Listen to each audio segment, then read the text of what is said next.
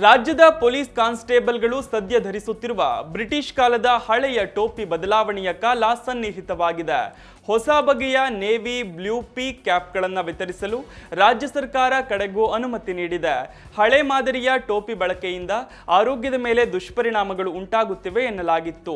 ಸ್ಲೋಚ್ hat ಬಳಕೆಯಿಂದ ಆರೋಗ್ಯದ ಮೇಲೆ ದುಷ್ಪರಿಣಾಮ ಉಂಟಾಗುವ ಸಾಧ್ಯತೆಗಳ ಬಗ್ಗೆ ಇತ್ತೀಚೆಗೆ ಕೇಂದ್ರ ಆರೋಗ್ಯ ಇಲಾಖೆ ಎಚ್ಚರಿಕೆ ನೀಡಿತ್ತು. ಅಲ್ಲದೆ ಪ್ರತಿಭಟನೆ, ರ್ಯಾಲಿ, ಅಪರಾಧಿಗಳನ್ನು ಬೆನ್ನತ್ತುವ ಸಂದರ್ಭಗಳಲ್ಲಿ ಸ್ಲೋಚ್ ಹ್ಯಾಟ್ ಧರಿಸಿ ಕರ್ತವ್ಯ ನಿರ್ವಹಿಸುವುದು ಕಿರಿಕಿರಿ ಉಂಟು ಮಾಡುತ್ತಿದೆ. ಹ್ಯಾಟ್ ಕೆಳಗೆ ಬಿದ್ದರೆ ಇಲಾಖೆ ಸಮವಸ್ತ್ರಕ್ಕೆ ಅಗೌರವ ತೋರಿದಂತಾಗುತ್ತದೆ. ಆದ್ದರಿಂದ ಹಳೆ ಮಾದರಿಯ ಹ್ಯಾಟ್ ಬದಲು ತಲೆಯ ಮೇಲೆ ಗಟ್ಟಿಯಾಗಿ ನಿಲ್ಲುವಂತಹ ಎಲಾಸ್ಟಿಕ್ ಮಾದರಿಯ ಕ್ಯಾಪ್ಗಳನ್ನು ನೀಡಿದ್ರೆ ಉತ್ತಮ ಎನ್ನುವುದು ಪೊಲೀಸ್ ಸಿಬ್ಬಂದಿಯ ಬಹುದಿನಗಳ ಬೇಡಿಕೆಯಾಗಿತ್ತು. ಕಾನ್ಸ್ಟೇಬಲ್ ಹಾಗೂ ಹೆಡ್ ಕಾನ್ಸ್ಟೇಬಲ್ಗಳ ಸ್ಲೋಚ್ ಹ್ಯಾಟ್ ಬದಲಿಗೆ ನೇವಿ ಬ್ಲೂ ಪೀಕ್ ಕ್ಯಾಪ್ಗಳನ್ನು ವಿತರಿಸಲು ರಾಜ್ಯ ಸರ್ಕಾರ ಅನುಮತಿ ನೀಡಿ ಆದೇಶ ಹೊರಡಿಸಿದೆ. ಕ್ಯಾಪ್ ಖರೀದಿಸುವ ಸಂಬಂಧ ಟೆಂಡರ್ ಪ್ರಕ್ರಿಯೆಗೆ ಚಾಲನೆ ಸಿಕ್ಕಿದೆ.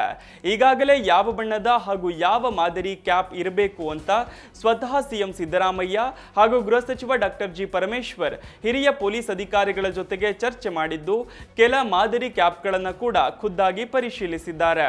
ವಿವಿಧ ರಾಜ್ಯಗಳ ಕ್ಯಾಪ್ಗಳನ್ನು ಸಿಎಂ ಪರಿಶೀಲಿಸಿದ್ದು, ತೆಲಂಗಾಣ ಮಾದರಿಯ ನೇವಿ ಬ್ಲೂ ಬಣ್ಣದ ಕ್ಯಾಪ್ ಆಯ್ಕೆ ಮಾಡಿದ್ದಾರೆ. ಹೀಗಾಗಿ ಸದ್ಯದಲ್ಲಿಯೇ ಹೊಸ ಬಣ್ಣದ ಮಾದರಿಯ ಕ್ಯಾಪ್ ರಾಜ್ಯ ಪೊಲೀಸ್ ಕಾನ್ಸ್ಟೇಬಲ್ಗಳ ತಲೆಗೆ ಬರಲಿದೆ. ಈ ಮೂಲಕ ಬ್ರಿಟಿಷರ ಕಾಲದಿಂದ ಬಳಸುತ್ತಿದ್ದ ಟೋಪಿಗಳು ನೇಪಥ್ಯಕ್ಕೆ ಸರಿಯಲಿವೆ. ಭಾರತೀಯ ನೌಕಾಪಡೆ, ಮಹಾರಾಷ್ಟ್ರ, ತೆಲಂಗಾಣ, ಆಂಧ್ರ ಪ್ರದೇಶ, ಕೇರಳ, ಗೋವಾ ಹಾಗೂ ದೆಹಲಿ ಸೇರಿದಂತೆ ಇತರೆ ರಾಜ್ಯಗಳ ಪೊಲೀಸರು ಧರಿಸುವ ಟೋಪಿಗಳನ್ನು ಇನ್ಮುಂದೆ ರಾಜ್ಯದ ಪೊಲೀಸ್ ಸಿಬ್ಬಂದಿ ಧರಿಸಲಿದ್ದಾರೆ.